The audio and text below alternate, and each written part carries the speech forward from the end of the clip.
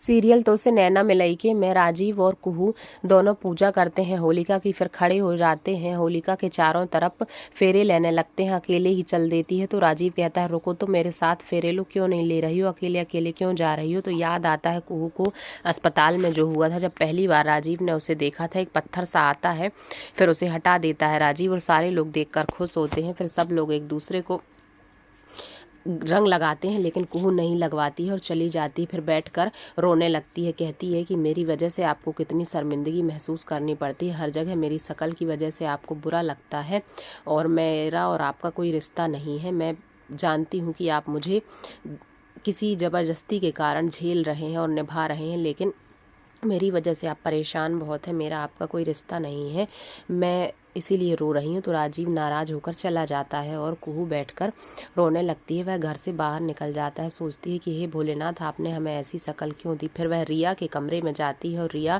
कहती है कि तुम बहुत नेक दिल हो और तुम्हारे जैसा कोई नहीं है। कहती है कि तुम तैयार रहना एयरपोर्ट के लिए, इस बार ऐसी देरी नहीं होनी चाहिए कि तुम्हारी फ़्लाइट छूट जाए, मैं तुम्हें यहाँ से निकाल कर रहूँगी। कुहू कहती है कि मैं नहीं बोलूँगी कुछ भी अपने पति को।